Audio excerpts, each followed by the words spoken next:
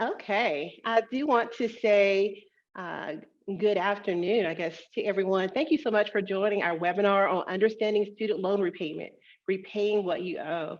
So I just want to go over some webinar etiquette before we begin the presentation. So I am going to ask that you place yourself on mute just so that everyone can have a quality experience. And we'll let you know that we will have a formal Q&A at the very end of our time together, but feel free to utilize the chat feature, and we will be checking the chat as we go through the presentation. Let me just introduce today's presenter. First of all, I am Takeila Hall. I am your regional representative for College Foundation of North Carolina for the 336 telephone area code. Also joining me as my co-host today, we do have Shawn Henderson. He is the North Carolina State Education Assistance Authority Higher Education Program Manager. Shawn and I are very excited. I think we've been waiting all week to have this webinar, so we're going to have a wonderful time together. Let's just talk about some of the things that we plan to cover or accomplish as we go through the presentation today. So we're going to talk about understanding types of loans, who is my loan servicer, what is your repayment strategy, and we want to make sure you're using your resources effectively or efficiently. So we're going to talk about some resources that you might want to have at your fingertips. Now, this is one of my favorite quotes, and I hope that'll be one of your favorites too.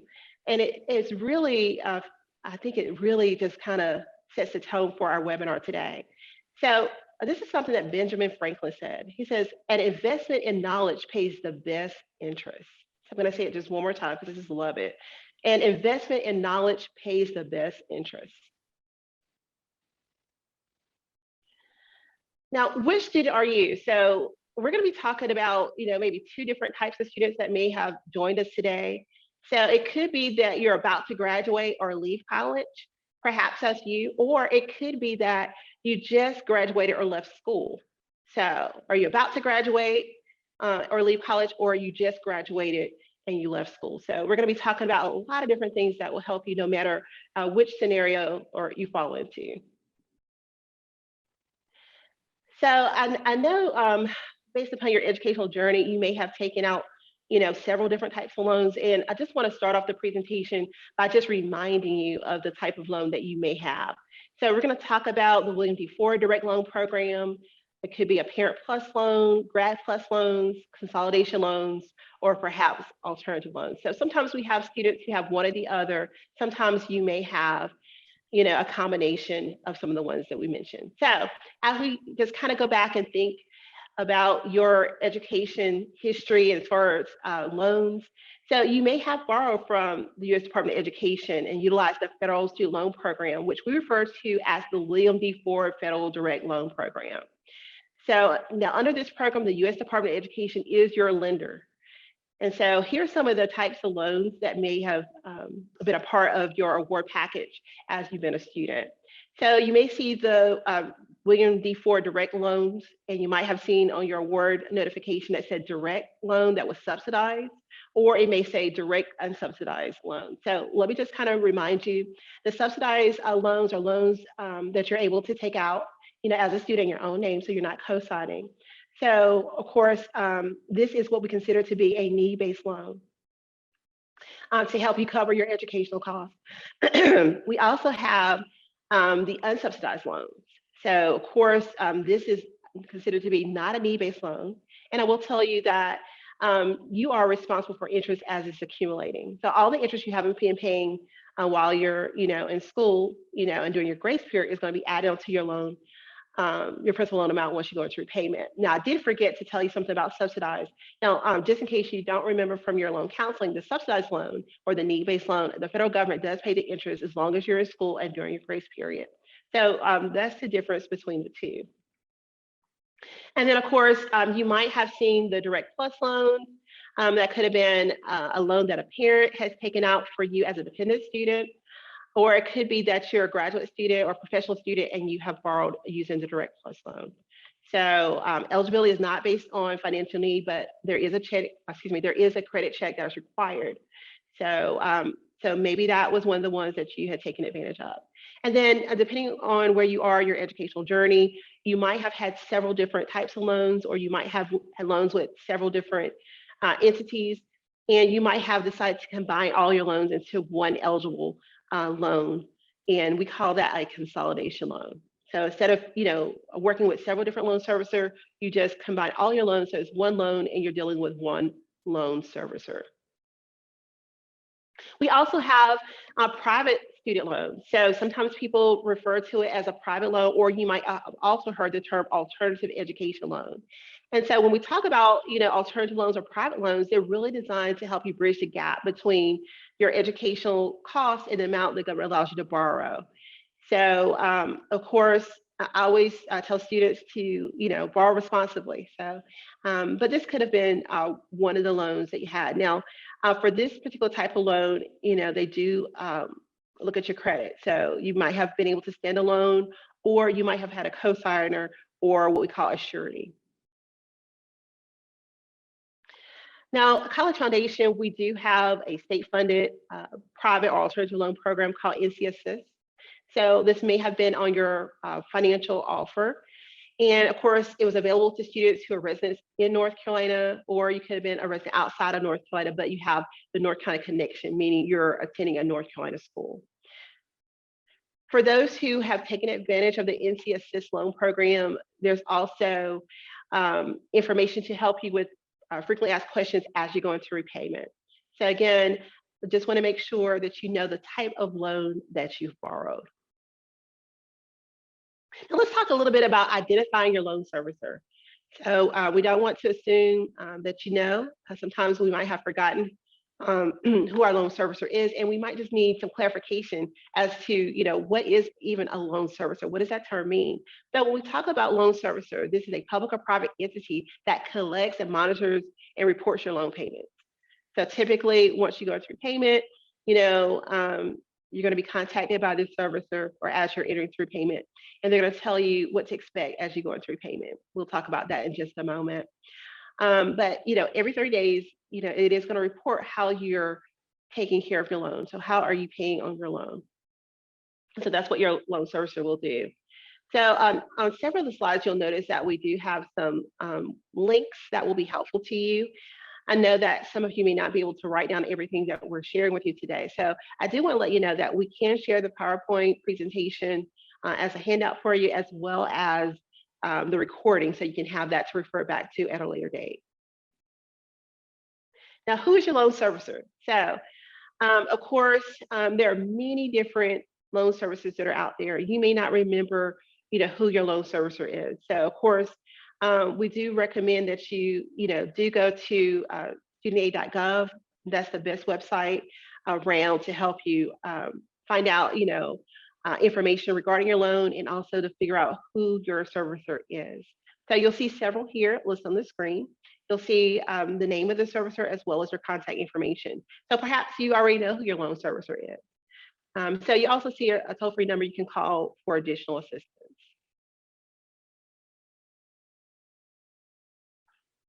Now, what should my next steps be to start repaying, my student loan? So I always like to tell students steps because it's easy to be able to process information. So next steps, as you're entering into repayment or about to go into repayment. So step one, you need to complete exit loan counseling. So hopefully remember at the beginning, before you even received the loan, that you had to go through interest loan counseling, so you understood your rights and responsibilities regarding the loan that you're about to take out. So it's very similar when we talk about exit loan counseling. You're going to review a lot of the terms and concepts pertaining to student loans. So you'll go through exit loan counseling. So we want to make sure those same rights and responsibilities are at the forefront of your mind and give you an opportunity to ask any questions that you have. Step two is visit studentaid.gov. So we've talked about that. Find out who your servicer is, be proactive. So I know that you guys probably have all the documentation and paperwork that you completed, but if you're not sure, studentaid.gov, is going to be the most valuable resource that you have available. Step three is be on the lookout for communication from your servicer. So they're going to send information out to you to let you know when repayment is going to start. They're going to talk to you about your grace period. So you're going to have a 6-month window for, once you graduate before you actually start repaying. So they're going to tell you about that. They're going to tell you how much your payment will be and when that payment will be due. And to explain to you some methods of how you can get those payments to them.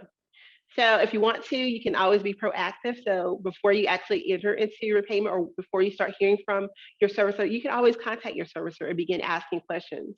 So this is definitely going to be something that's going to help you with budgeting, knowing how much you're going to have to pay each month. Step 4, make a decision about the repayment plan you want. So if you don't make a decision about a particular repayment plan, you will go into the default payment plan. So the default payment plan, or what we call standard repayment plan, says, hey, they're going to look at how much how much money you've borrowed, and they're going to divide that into monthly payments for 10 years until you have paid your loan off. So you have 10 years to repay your loans. There are no prepayment penalties. So that's the default plan. But the default plan may not be the best plan for you. And my colleague Shawn and I were going to talk a little bit about repayment and some of the repayment options that you have available. So just know default or standard will be what will happen if you don't let your servicer know that you need another type of repayment option. So here's the information. Here's the screen of what it looks like for the student loan exit counseling. Again, you can go to studentaid.gov, and this is where you'll find information. They have lots of information to help you through the process. Now let's talk a little bit about navigating the loan repayment process. So what is your financial strategy for repaying your loans? And one of the things that Shawn and I have been talking about throughout this academic year are strategies. So you have to have a plan, some type of plan of action to make sure that you're going to be successful as you enter into repayment. So as I think about financial repayment strategies, what comes to my mind is financial literacy. So what is financial literacy? So basically, financial literacy is having the skills and knowledge to help you make informed decisions about your finances. And so when we talk about that, we're talking about learning how to budget. And so, where's your money coming from? So the money that you're making, and then how much money is going out, and what are you using that money for? So create a budget. And I know sometimes, people don't like to, to put a budget together or a written spending plan because you're not sure if you can stick to it. But one of the things I want to let you know is that just because you create a budget doesn't mean that you can't tweak it. There are going to be some, items on that budget list that may not change or are necessary. But there are also some things that you may find that, you can do without or you can adjust. So basically, you're learning how to properly save, spend, earn, and give as we talk about financial literacy. And so it just when we talk about financial literacy, it just so happens that April is National Financial Literacy Awareness Month. Just want to let you know, it's a whole thing about being financially fit. So repayment options. So as we think about repaying your educational loan, you'll see several different plans that are out here. We strongly recommend that you contact your loan servicer to find out what repayment option or repayment plan is going to be best for you, based upon your situation. So again, the default payment plan for repayment is standard. Again, that's 10 years, okay? And usually the smallest payment you'll have is about $50. So 10 years, you have 10 years to make your payment. They look at how much you borrowed. You're going to pay the same payment amount for 10 years into that account. It's been paid off. You also see graduated repayment, also 10 years. So it's exactly what it says, is graduate. Or graduated repayment plan. So you start off making, smaller payments, and over time, those payments maybe get larger and larger until you can pay it off within 10 years. So start out small, and then they're going to work with you to make sure you're making payments so you pay it off within 10 years. Okay, so just a different type of strategy. Extended repayment. So maybe you have borrowed $30,000 or more. Instead of having just 10 years repay that loan, we do understand that you may need more time. So instead of 10 years, you have 25 years to repay those loans. So if I haven't mentioned it before, I do want to remind you there are never any prepayment penalties.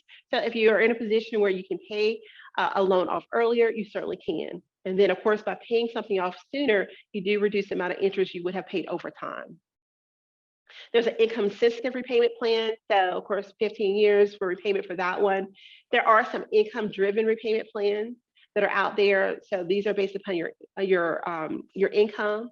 So again, make sure you're talking to your servicer. We want you to be placed in the repayment plan that's going to best meet your needs and help you out and still accomplish your goal of repaying your educational loan. Now, making payments. So again, number one, identify your loan servicer. Who is your loan servicer? Who do you need to send your payments to?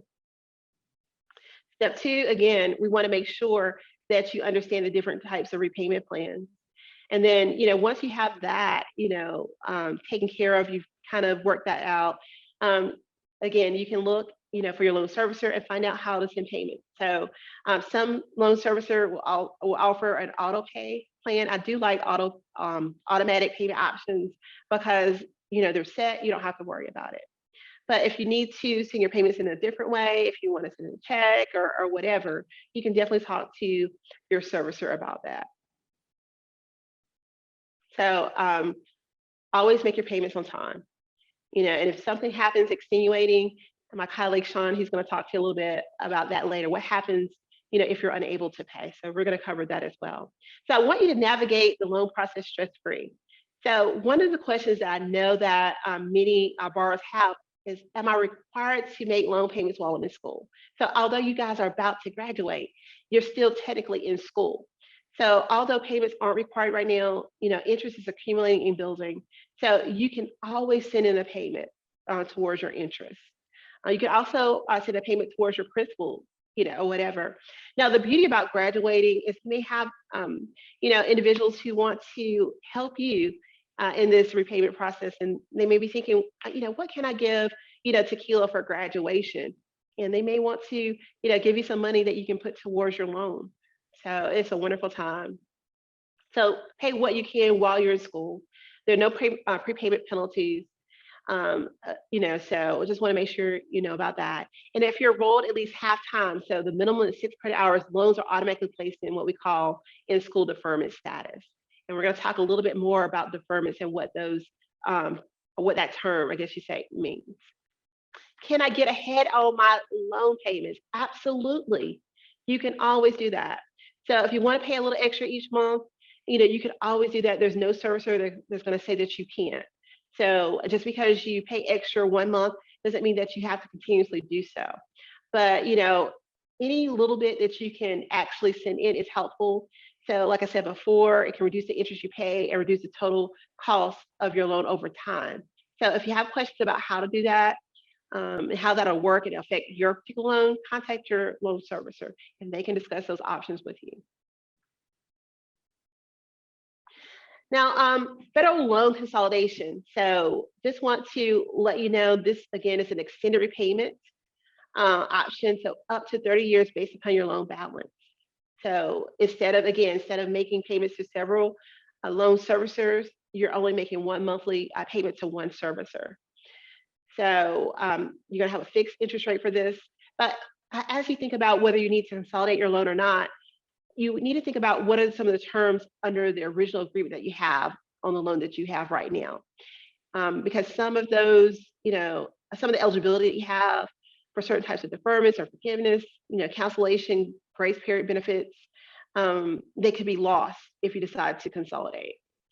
So, there may be some other benefits that you might have under your original loan. So what I always tell students to do is, get information, contact your servicer, ask questions, know the facts, and then make an educated decision about what you should do next. So my colleague, Shawn Henderson, is going to talk to you a little bit now about types of loan forgiveness, discharge, and cancellation. Thank you, Takeila. Good afternoon, everyone. Wanted to start off by briefly covering a few items when it comes to loan forgiveness, discharge, and loan cancellation. This is not an exhaustive list, but these are some of the most common ones that we see or hear about. The first one being the public service loan forgiveness. That's actually one that's heavy in the news right now with President Biden and some adjustments that he made going back to October 2021, trying to expand the program and those who may be qualified for loan forgiveness through that particular program. Teacher loan forgiveness. We have a lot of students who choose to go into the education field. So you may find yourself in that field of employment and find that you're eligible for loan forgiveness based off your employment. Then also, just like I said, this is not an exhaustive list, but these are just the most common items. Don't like to talk about it, but discharge due to death. Unfortunately, in my time in financial aid, this is a situation I've had to work with families through, whether it was the death of a student or the death of a parent. Like I said, it's not something that we like to talk about, but it's a reality and it's a possibility. And just like to mention it because sometimes people don't realize that that is a reason that their loans whether it's the student loan or the parent loan plus loan, could be forgiven as a result of someone passing or dying. Discharge to bankruptcy, it's rare.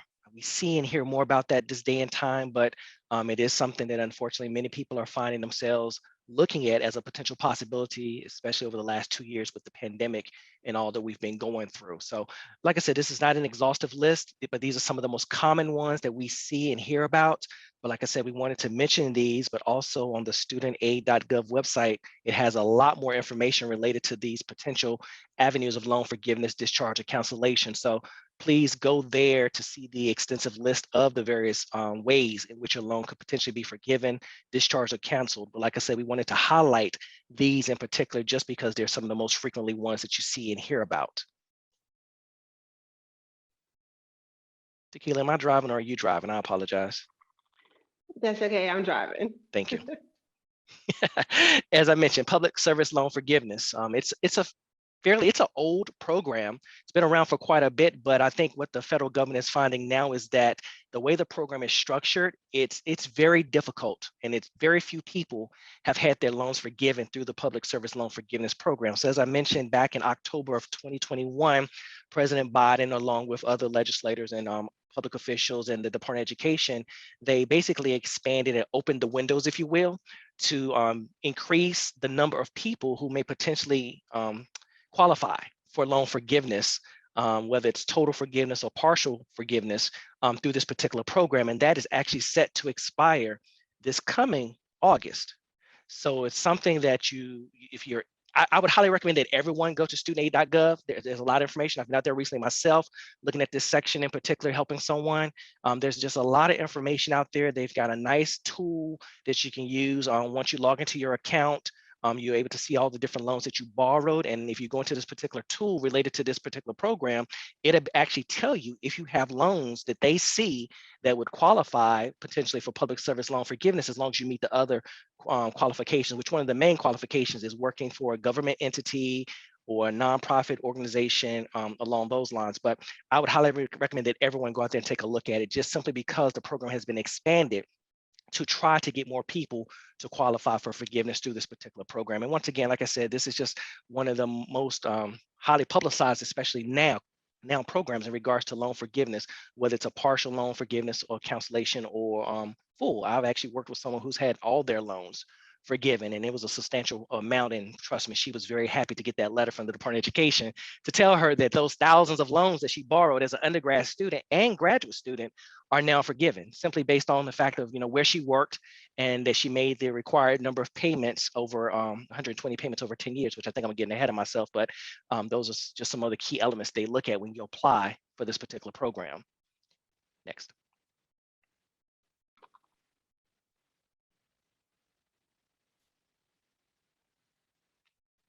Once again, just trying to focus in on the public service loan forgiveness.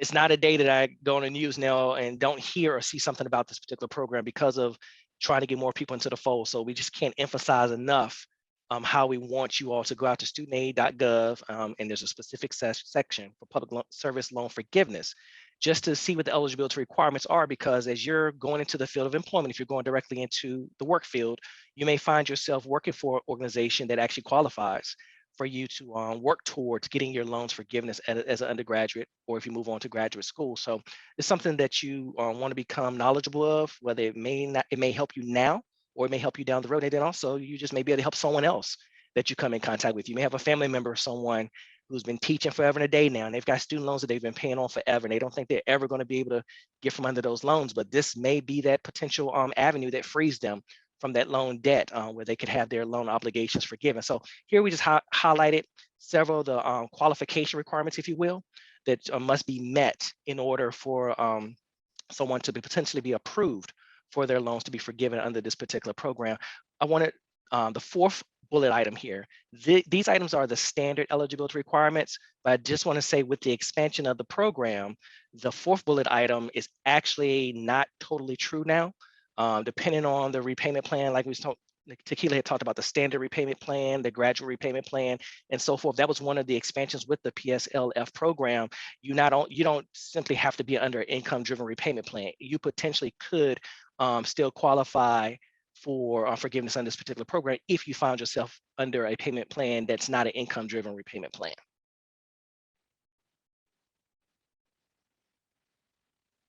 Common loan forgiveness, teacher loan forgiveness, as I mentioned earlier, because we tend to deal with so many educators, which is a great thing, because there's a great need nationwide, especially in the state of North Carolina, for educators, teachers in the public school system. So we wanted to make sure we hone in on this one because this is a big deal. Teachers, as you know, they work a lot, deal with a lot, but don't necessarily get paid the most.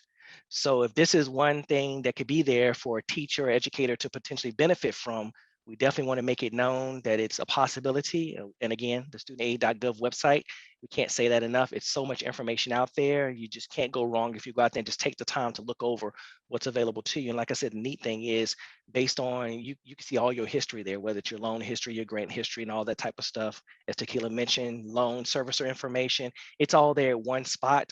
So you don't have to go to various websites or different areas to try to find information. The federal government has put it in one centralized location for you to be able to go there to get it. But back to the teacher loan forgiveness, like I said, it pretty much speaks for itself. You apply for it, and depending on where you work, as far as the location and the classification of the school, you may potentially qualify for your loan obligation to be forgiven, whether it's partial or full forgiveness. And these are just a couple of others we wanted to highlight because we see this often. Healthcare forgiveness, state or hospital systems.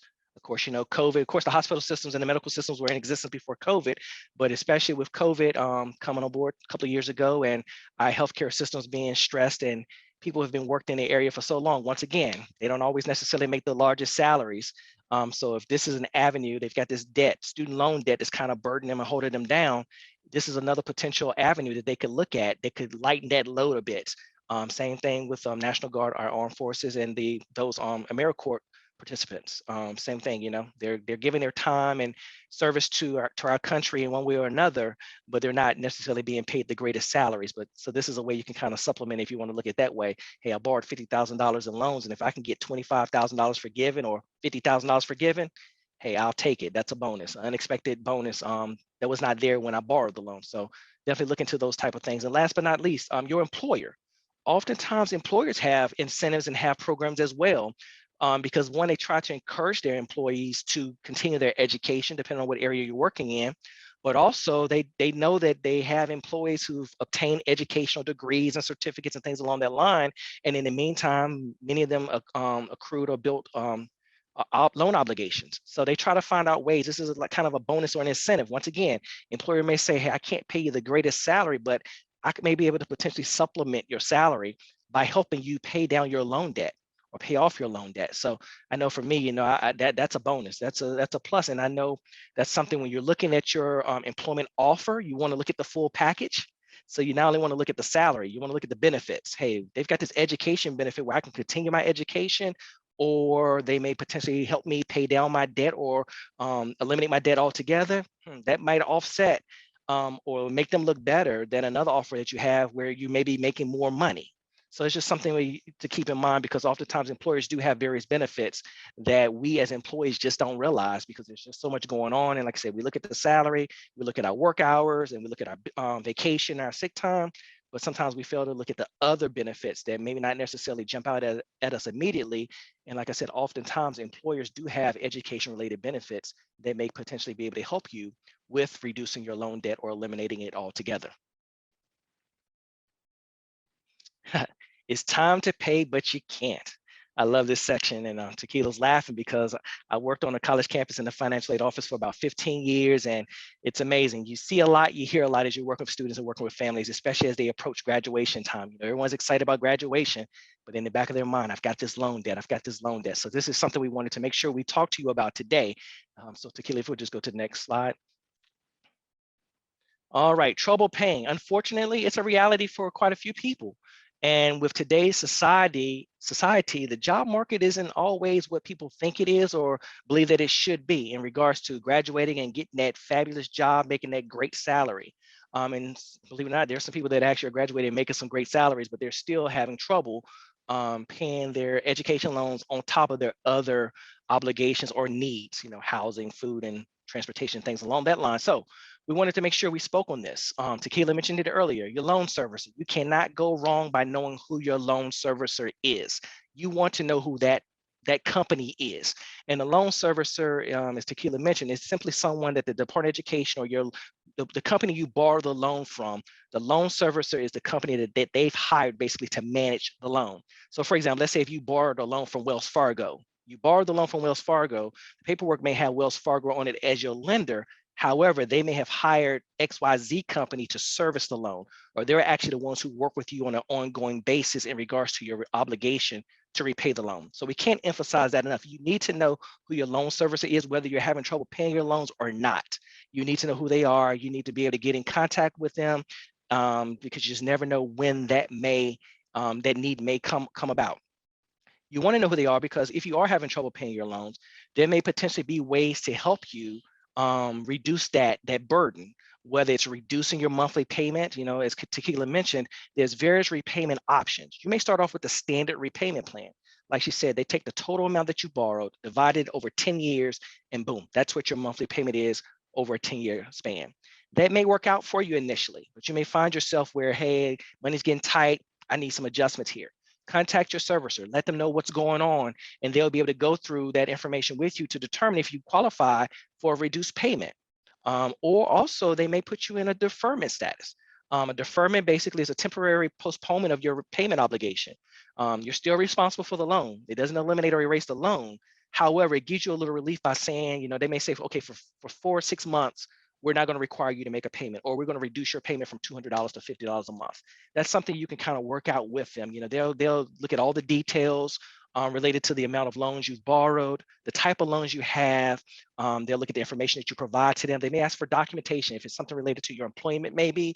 You know, it just depends. They may require you to submit something to them so they can make the best decision to determine what options meet your needs or that you may potentially qualify for. And like I said, whether it's a deferment or forbearance. A deferment, as I mentioned, is a time period where they temporarily suspend your repayment obligation. As Takeila mentioned, when you're in school, if you have Stafford loans, as long as you're enrolled at least half time, it's automatically placed in an in-school deferment status. That's automatic. You don't have to apply for it or anything like that. If you're in graduate school, you're doing a graduate fellowship, you may qualify. I mean, as we have here, you could be going through an unemployment situation. Several people have found themselves in this situation over the last couple of years. You know, they were paying the loans fine, no problems, no issues whatsoever, but because of a reduction of employment or a total loss of employment, they were able to reach out to their servicer and say, hey, this is my situation. And they, like I said, they may require documentation, but they were able to explain what was going on, prove it, and work with their servicer to say, okay, we're not going to require payments, or we're going to reduce your payments. Economic hardship, things come up. You know, like I said, things could be going great, situation could occur. They look at these things on an individual basis. It's not like a blanket one that covers everybody the same way. They look at each individual situation to determine what may or may not fit your situation, what's available to you. Military service, you know, with our military, they can be deployed at any point, you know, so that's something that the Department of Education takes into consideration. You're here, you're in the States, whatever, and you're doing well with making your payments, but all of a sudden you get deployed. I've seen situations where large groups of military members have been deployed out of nowhere or unexpectedly, and the Department of Education will automatically issue a blanket deferment for that group of people because of the situation that they find themselves in. And in working with the U.S. Department of Education and the military, they automatically do that. Like I said, it's not always a blanket type situation. That does happen under some circumstances, but in many cases, you need to be working with your servicer individually, one-on-one, to let them know what's going on for them to determine what you will and will not qualify in regards to a deferment. A forbearance, it's in essence the same thing as a deferment. However, if you don't meet the standard things that the servicer looks for when it comes to a deferment, that's the avenue they typically look at first to say, okay, does this circumstance fit within the approved guidelines for deferment? If they say no, no, you don't, they then go to a forbearance. A forbearance has a little more flexibility. The servicer has more flexibility in regards to granting a forbearance based on their individual circumstances they're looking at that particular time. So like the first line here says, you have an extenuating circumstance that's definitely creating a challenge for you. However, you don't fit into that mold or that line of eligible items to qualify for deferment. So next up would be a forbearance. And like I said, because of the increased flexibility that the services have with their forbearance, oftentimes what I've seen, if a student does not qualify for a deferment, they will qualify for a forbearance. And like I said, a forbearance in essence does the same thing, where it's a temporary postponement of your required loan payments. Delinquency and default. Unfortunately, it's a reality. It's not something that you want to happen for sure, but if you find yourself in a situation where this is occurring, you don't want to ignore it. Stay on top of it. As we say here, you consider to be delinquent once you fail to make your payments on time. If your payment is due the 15th of every month, basically you're considered to be delinquent because you've missed a payment. That's not the end of the world. Lenders and servicers don't instantly report that to the credit bureaus because you're 5 days behind on your payment, you're 10 days behind on your payment. However, they are tracking it, and they do have the ability and the right to do that. But oftentimes there's built-in safeguards or cushions, if you will, where you're not instantly reported to a credit bureau because you're behind on making your payment. However, if you fail to make payments for 270 consecutive days, which in essence is what, about, I'm gonna say 8 to 9 months, where you haven't made payments and you have not reached out to your servicer to come to an agreement with them, you are then considered to be in default. And that is not where you want to be. Being in a default situation on your student loans has very, very serious consequences. Can't emphasize that enough. But even with that being said, and I don't want to get ahead of myself, but even with that being said, it's a very dire situation, but it's not the end of the world. Consequences of default. Number one, we have here damaged credit rating. You would be amazed. There are adults today that are having challenges because of their credit being deemed with negative comments or negative reports based off education loans that they borrowed many, many, many years ago. And that's not something that you want to find somewhere you want to find yourself. And it's not somewhere you necessarily have to be. Like I was saying, once you're in default, you are or you will be referred to a collection agency. That's typically what they do first. Your servicer would do their best. They have maybe their in-house collection agency or agents, and they'll try to work with you and try to contact you and try to get payments and try to get you back online. But if they find that they're not successful, oftentimes they have a third-party collection agency that they work with. Like I said, these things are kind of getting dire. They can garnish your payments. I was actually just talking to someone within the last week where she had been working with the Department of Education or her servicer, and basically for some reason, she thought she could just ignore her loan obligation. Totally, and basically what they did, they sent her a letter telling her that they were going to garnish her wages. She ignored that letter like, haha, whatever. She checked her bank account on payday, and she found out that they had taken her whole paycheck other than $200. They left her $200. I don't know exactly why, but they left her $200. But other than, you imagine you go to your bank account, you're expecting your $2,000 paycheck to be in your account, and you see that you only got $200. She contacted HR, and they reminded her that she was now under a garnishment order through the U.S. Department of Education. Of course, that wasn't a good feeling for her, but he definitely got her attention. So that's not where you want to find yourself, because once you've gotten to that point, it has really gotten very dire. Lawsuits can be the result of this. You don't want to find yourself in a lawsuit with the Department of Education or one of their loan servicers. That is not it's not a win situation in most cases. But also when you go into default, you lose those flexibilities related to deferments and forbearances that we spoke of. Any of those type of things that were there initially that could potentially help and bring some relief to you, you basically forfeit those, because when you get to the point where you're not making your loan payments, you're in default, you're ignoring your servicer, because that's typically what it boils down to a lot of times. Student borrowers they just ignore them. They don't contact their servicer and try to come to a resolution, because if you contact your servicer, you work with your servicer, and you come to a resolution or come to an agreement and you stick with that agreement, you won't find yourself in any of these negative situations we're talking about. It's when you find, from my experience, that borrowers, for whatever reason, think they can just ignore the federal government, ignore the servicer, and there's not going to be any consequences. Trust me, there are consequences, and these are many of the ones that we encounter on a regular basis, unfortunately. Like I said, if you find yourself in a situation where you are in default on your loans, it's not the end of the world. It's not the place you want to be, but it's not the end of the world. Again, if you know who your servicer is, you contact your servicer and say, hey, I know I have this loan obligation. I've got these situations going on. I know I'm in default now, which means I haven't made my payments for 8 to 9 months. However, I want to do right. I want to get back on the right track. There is what's called loan rehabilitation. Loan rehabilitation is basically another chance. It could be a second chance, it could be a third chance, it could be a fourth chance for you to get back on the right track in regards to your education loans. And when it comes to a loan rehabilitation plan or agreement, it's on a case-by-case basis. Once again, they look at what you've borrowed, they look at your repayment history, they look at how long they've been trying to reach out to you. Did you make previous obligations or agreements and did you stick with them or did you not stick with them? They look at all those type of things. So it's almost kind of looking at your credit history, if you will, or looking at your history with them to determine, okay, as a loan rehabilitation plan, this is what we can offer to you. And oftentimes with the students that I've worked with who have been on a loan rehabilitation plan, they basically agree to make their payments. Let's say, for example, they may say, hey, I agree to make a $150 payment for 8 months. Okay. And so what the servicer is going to expect you to make that $150 payment for 8 consecutive months without a problem. And so that's basically your rehabilitation plan. So at the end of those 8 months, they're going to look and say, okay, did Shawn stick with his plan? Did he meet his obligation? Did he stick and meet what we agreed to? They're going to say, okay, yes, he did. So with that being the case, okay, we're now going to take his loans out of default status and put him back in a positive status that will show that he's in good standing once again with us. Now, once you rehabilitate your loans, you don't want to find yourself going back to the default track. You don't want to do that. Because it's not like they're just going to continue to do this and do this and do this and allow you to do this and get back on track and then fall off again. They'll work with you to a certain extent, and after a while, it's one of those situations where they say, hey, we've tried. What more can we do? So, like I said, if you find yourself in a default situation, it's not the end of the world.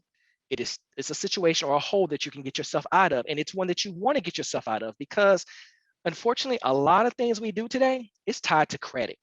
It's tied to credit, whether it's living, sometimes vacationing, sometimes transportation, it's tied to credit. And you don't want to find yourself in a situation where you could have done everything right. You've met all your other financial obligations, but you've got this loan debt that you've totally ignored. You've gone into default on, you haven't met your obligation, and you've got this bad mark on your record. Because it's amazing how much weight education loans hold in regards to somebody when they're applying for credit. So key points here, we've said it a million times, we're going to continue to say it until we finish. Studentaid.gov, you want to go there because there's a lot of resources there.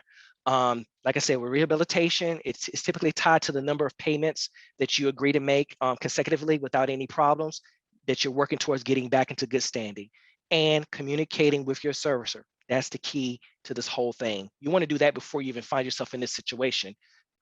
Communicate with your servicer as soon as you see or think that there may potentially be an issue. Loan cancellation. Loan cancellation can be a good thing for various reasons, but there's also some things that aren't necessarily so positive, so good. But at the same time, as I mentioned earlier, we want to make sure we mention those today.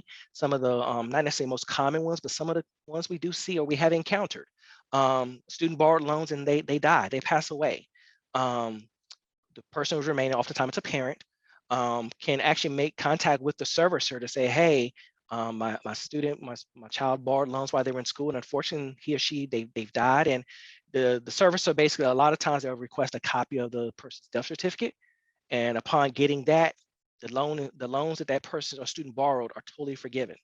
Like I said, it's not something that we like to talk about, but it's something we wanted to put out there because unfortunately it does happen, and it's just an avenue that's there that if death does occur, in working with your servicer and making them aware of it, they can tell you what needs to be done so that those loans can be forgiven. Totally and permanently disablement. It does occur, unfortunately, but you may find yourself in a situation where you become disabled, and it may impact your employment, may impact your ability to have an earning or income, which would definitely impact your ability to pay your loans back and meet your other financial obligations. So this is just another one. Your school closes. There are schools that have closed over the years. Doesn't happen a lot, but it has happened. And depending on the reason for the school's closure and things that may have occurred that resulted in you borrowing the loan while you were there, your loan could potentially be forgiven. So that's something, again, you wouldn't know unless you have contact with your servicer to let them know. They might be able to see that, hey, Shawn went to XYZ University and that university closed its doors, but you don't want to wait for them to reach out to you. You want to be proactive and reach out to them. For one, it's your loan, it's in your name.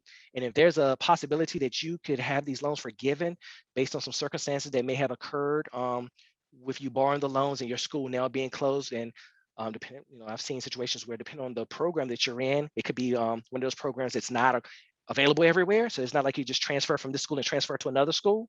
It could be one of those situations. And I've seen where students' loans were forgiven when the school closed because of the specific program they were in. And it wasn't like they could just pack up and go to school B and pick up where they left off. And the loans that they had borrowed at the school that closed were forgiven because, for lack of words, the Department of Education just didn't see where it was feasible, it was going to be easy for that person to finish their program of study or their major. So because of that, the Department of Education forgave the loans that they had borrowed at the school that closed. A loan was falsely certified. Don't see this a lot, but hey, with anything in life, it could happen, and it has happened. Well, unfortunately, you have some bad apples, if you will. They may have worked in the financial aid office, for example, and let's just say they illegally borrowed a loan or took out a loan in a student's name. I haven't seen this happen a lot. I've seen it in the news here and there, but also, identity theft is real, and people sometimes circumvent some of the best security systems there are, and maybe borrow a loan. But if you're able to show and prove and work with your servicer, Department of Education, hey, I didn't borrow this loan. They'll work with you and forgive you for that loan because, of course, it's something you didn't borrow. So why should you be accountable for it? Certifies the loan or fraudulently completes a loan application in your name, because they don't see a lot of that happening. And I've seen it over the years from a distance. Nothing I've experienced personally with my interaction with financial aid people. But unfortunately, like I said, with anything, there's always that potential for someone to do something that they shouldn't be doing. So just wanted to mention that to you as well.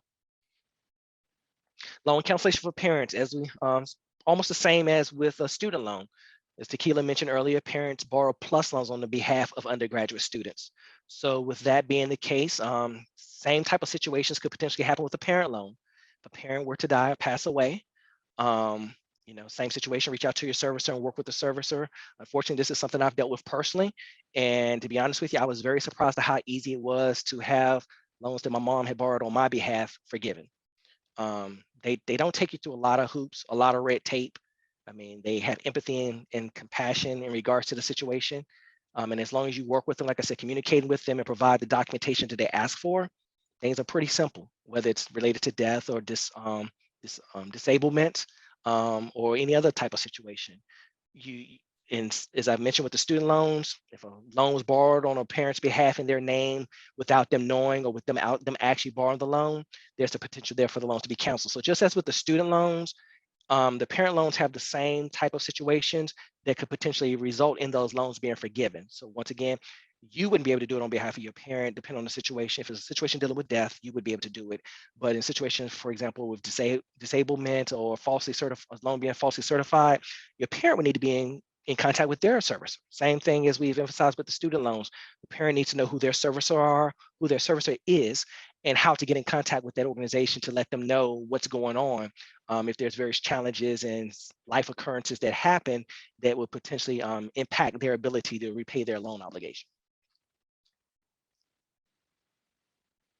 What resources should be at your fingertips? So yeah, we want to take a minute to just kind of highlight some resources that students that are currently in school, even after you graduate, and as you look to move on, maybe potentially to further your studies, that you may find beneficial. CFNC.org, you can't go wrong. If you go to CFNC.org, there's just so much information out there now. There's always been a lot of information, but the website itself was updated or refreshed, I think about 2 years ago, if I'm not mistaken. And in my opinion, it is so much more user-friendly. And the information, the way it's presented, is just so user-friendly and straightforward. We wanted to make sure we highlight the budget calculator. As you're getting ready to walk across the stage, or even before you walk across the stage, you could go here and plug in, if you've already received a job offer, or if you potentially have an idea of what your income will be, plug that information in, plug in what you think your financial obligations are going to be, and the system will help you see how you're going to look from a financial standpoint in regards to your income, your incoming financial resources, and your outgoing payment or financial obligations. So it's not something you can only you just use once. I find myself going here looking even now, looking at it on an ongoing basis, because life circumstances change. Your income may change, your financial obligations may change.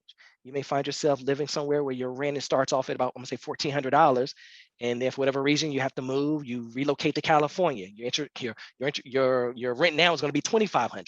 How is that increase going to impact my overall financial standing, my budget? This is a great tool. I'm so happy that CFNC has it there.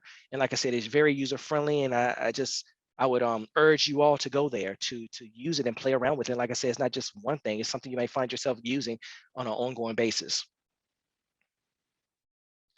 Oh, additional resources. We've said it a million times. StudentAid.gov, a lot of information out there in regards to federal financial aid, whether it's the loans, the grants. You set up an account there, like I said earlier, you set up an account there, and you'll find all your information there. Every loan you've borrowed, you'll find it there. If you've received grants, Pell Grants, things along that line, you'll find it there. You'll find information, like I said, on the various loan cancellation, forgiveness options we talked about. Like I said, it's a very extensive list. We only scratched the surface with our list, but there's so many more options or potential options out there. And then there's just a wealth of information out there. The servicer list that Takeila referenced earlier, it's out there. We just did a snapshot of that page. There's a very, very long list of services out there. So you're able to go out there, and that's another thing. Once you log into your actual account, you're able to see your loans, and it'll identify who your servicer is.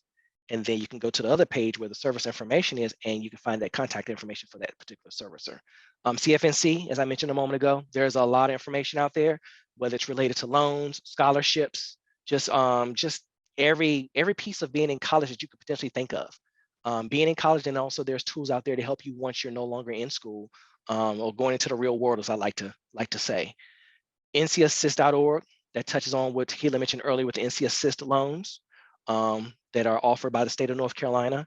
If that's something that you may have borrowed through, or a program you borrowed through currently, or you may find that you want to look at that potential option going in the future, there's the website for that as well. So these are just some of the key ones we wanted to mention to you. One, the StudentAid.gov, which is more of a federal website or federal resource, if you will. And then there's the CFNC.org and the NCAssist.org, which are more of a state level resource or resources that are available to you. Helpful reminders. Keep your loan records organized, for sure. Keep your records organized, because I've seen situations where loans get passed from one servicer to another servicer over the years. And if servicer number 3 comes to you and say, hey, you borrowed $50,000 worth of loans, and you know for a fact you didn't borrow $50,000 worth of loans, if you have records that you can prove and show how much you actually borrowed, that's going to help you. Because if you don't have anything to show and prove what you borrowed, service number 3 has acquired your loans through purchases and buying your loans from other services. So they're going on the records that they had. They're not even the ones you originally borrowed the loans from. But once again, if you have organized records, you can go and say, no, I borrowed $20,000. I didn't borrow $50,000. You can show it. That's going to work to your benefit. StudentAid.gov, as I've mentioned, once you set up an account there, there's a tracking of your loans that you've borrowed as well. That's another resource that you can have. I would recommend that you have your own records to the side, in addition to having your records that are in the StudentAid.gov website. You know, all these systems are great, but they're all man-made, man-designed, and things happen. Things happen over time. You know, you borrowed a loan this year, let's say 8 years from now, something could happen with the system, and there could be a glitch that may not necessarily work in your favor. And you want to be able to have all the documentation, all the records that you can have at your disposal to support and prove where you actually stand. With anything in life, you want that to be the case. Know how much your loan payments will be. As Takeila mentioned, there's various options in regards to loan repayment. Just because you start off on the standard loan repayment doesn't mean that's the one you have to stay with. Standard loan repayment option might work for you the first 5 years, and then something may occur and you need to do something along the line that may reduce your payment. So you might find that you want to look in the income driven repayment plan. So just know, and that's another thing. In looking at your options and going out there on the federal website, you can look at the different repayment plan option, and it'll show you, give you an idea of what monthly payment you're looking at for each repayment plan. And you can decide and determine, communicating with your service, and say, hey, I'm on the standard repayment plan right now, but with my situation that's going on, I need to move to the graduated repayment plan. And there's not a lot of hoops you have to jump through to get to that, but you do have to communicate. A monthly budget, going back to that calculator that we talked about on the CFNC.org website. Have some tool that you use to help you create a realistic monthly budget. A realistic monthly budget. I think realistic is the key word there. Always know where you stand financially, what's coming in as far as your income, your financial resources, and what's going out. You'll find that that's going to help you in many ways, not only in regards to your loan repayment, but just your overall financial wealth, if you will, or financial health, excuse me, if you will. Creating a monthly budget, and monthly budgets have to be adjusted sometimes, just depending on what the circumstances are. There's not anything wrong with that.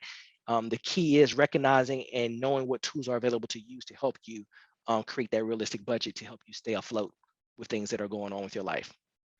Your direct loan servicer, like Takeila had mentioned, initially, when they start off, if you don't say anything, you're going to be put on the standard repayment plan. That's automatic. Standard repayment, the total amount you borrowed, divided over 10 years worth of payments. You've got to speak up. You've got to talk to your servicer and say, hey, standard's not going to work for me. I need to look at another repayment plan. And like I said, the income contingent, whether it's the graduated repayment plan, they can look at all the extended repayment plan. The servicer will go through all of those with you and say, okay, well, with this plan, this is how much you're looking at, this is what you're looking at, this is what you're looking at. And you then have the ability or the right to decide, hey, I want to go on this repayment plan. So once again, you have to communicate with your servicer to get the best information to make an educated decision that's going to impact your financial situation, put you in the best position to be able to avoid going into the default or being delinquent on your loan payments. Well, that was all we wanted to share with you all today. So at this time, we want to open the floor. And when I say open the floor, open the chat box, which I see several people have been taking advantage of that today. So let us know if you have questions. You have questions or comments regarding something that we have talked about, or maybe something you've heard related to education loans. Please put those in the chat so that we can address those at this time. And Takeila, I think that we're now at the Q&A set. One of things. Yeah, we are. And I just wanted to remind you too, is that, if you can't think of any questions that you have today, we have our toll-free number here, our 866-866-CFNC number. We have a dedicated call center team that can answer questions that you might have. And also, I know that you're graduating, but we're not sure what's next. You may want to continue your education. And so we have a lot of amazing webinars and things that are coming up soon. So one of the ones we're doing later on this month is paying for graduate school. So if you're not currently in graduate school, but you want to go to graduate school, we can put it in the chat, cfnc.org/events. So we're not only helping you where you are now, but if you're, undergraduate going to graduate school, or if you're currently a graduate school student and trying to figure out how to pay for school, it's great information that'll be provided to you. So, Shawn, do you see any questions in the chat on your side? No, I'm not seeing anything. I was just checking as you were talking. I'm not seeing anything. I think we're up to date on all the questions or comments that came in as we were talking. Great. Well, one of the things that I want to remind everyone is that, because you registered for this event, we will be sending you a copy of the recording. So give us probably, let's see, today is Thursday. So maybe sometime next week, we can have that recording to you guys. So just give us a few days to clean it up, make sure it's in good order, and we will get that to you. And of course, as you have questions, send them to us. We're so glad that you joined us today, and we look forward to seeing you on future webinars.